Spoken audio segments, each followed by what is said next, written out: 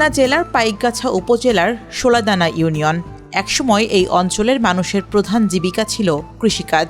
চোখের সীমানা জুড়ে ছিল শুধুই সবুজের সমারোহ। গোলা ভরা ধান আর গোয়াল ভরা গরু ছিল মধ্যবিত্ত পরিবারের সচ্ছলতার চেনা গল্প। তবে শিবসা নদীর কোল ঘেঁষা এই গ্রামটি এখন যেন দক্ষিণাঞ্চলের মানুষের দুঃখের প্রতিচ্ছবি।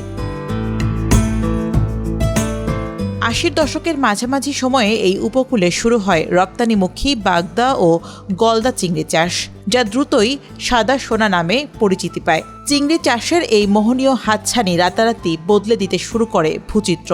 অধিক লাভের তীব্র আকুলতায় চিরায়ত উর্বর কৃষিজমি একে একে বন্দী হতে শুরু করে লোনা জলের ঘেরে। কিন্তু অর্থনৈতিক এই লাভের পাশাপাশি তৈরি হয়েছে বড় সংকট। বছরের পর বছর জোয়ারের লোনা পানি আটকে রাখায় নষ্ট হয়ে গেছে মাটির স্বাভাবিক উর্বরতা। যে মাটি একদিন শস্যে ভরপুর ছিল, আজ তা নুনের চাদরে ঢাকা। এই মৃতপ্রায় গাছপালা আর স্তব্ধ জীববৈচিত্র্য নীরবে সেই ক্ষয়ের গল্প বলে। আমি যখন ছোট ছিলাম তখন দেখেছি গোয়াল ভরা গরু, ক্ষেত ভরা ধান, খাইছি দুধ, ঘোল, ঘি, মাখন। পৌষ মাসে ধান, পৌষ মাসে ধানের সেই নতুন চাউলের পিঠা।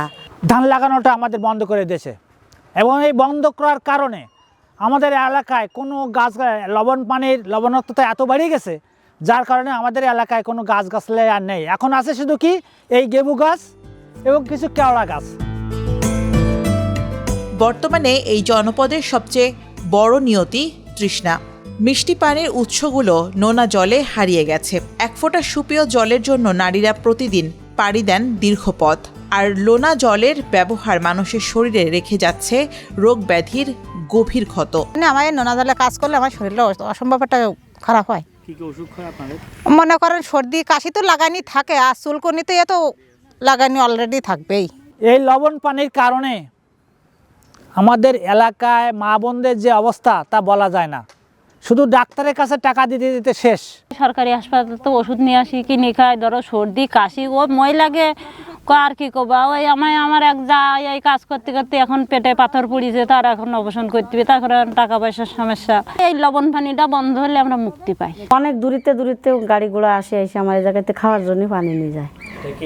লবণ পানির জন্য প্রচন্ড পরিমাণে লবণ পানির ভাগ বেশি। আমার পানিটা একটু মিষ্টি হিসেবে বিদায় মানুষ আমার এখানে আসে পানি নেওয়ার জন্য।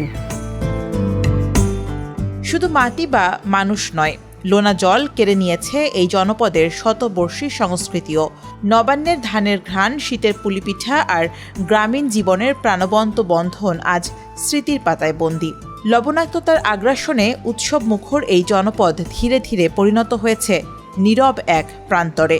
আগে দেখেছি এই মাঠে খেলাধুলো হতো, এইখানে বল টল খেলতো, ধান লাগাতো, প্রচুর ধান হতো। এবার সে ধানটা বন্ধ হয়ে গেছে। আমাদের এখন সুখ নাই। আমার সংসারে 30 মণ ধান লাগে। এবার কৃষি মেশিন দিয়ে যে ফাইলে হোক ধান কিনে রাখতেই হবে, না এই বাচ্চা কাচ্চা খাবে কি। আর কিছুদিন মাসখানি পর যেয়ে লিচির রাস্তা বান্ধব জলে, নোনা জলে উঠলে আর কোনো ইনকাম নাই।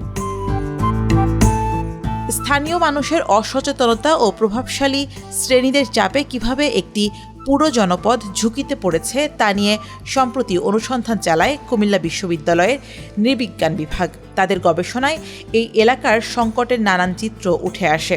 গবেষকদের মতে সুপরিকল্পিত উপায়ে সুপেয় পানির ব্যবস্থা করা এবং লোনা পানির ঘের নিয়ন্ত্রণে আনাই হতে পারে প্রধান সমাধান। এই রিসার্চের মধ্য দিয়ে দেখা গিয়েছে যে এখানে একটা দীর্ঘদিনের সিস্টেমেটিক একটা কলাপস ঘটেছে স্যালাইন ইনট্রুশন এবং শ্রিম কাল্টিভেশনের মধ্য দিয়ে, যেখানে ইনইকুয়ালিটি তৈরি হয়েছে। এলিট শ্রেণী সবচেয়ে বেশি লাভবান হয়েছে এবং যারা মার্জিনাল ফার্মার ছিল, যারা রাইস প্রোডাকশনের সাথে যুক্ত ছিল, তারা আসলে এখানে সবচেয়ে বেশি ক্ষতিগ্রস্ত হয়েছে এবং তারা এখানে এনভায়রনমেন্টে সাস্টেইন করাটা তাদের জন্য একটা চ্যালেঞ্জ হিসেবে দাঁড়িয়েছে।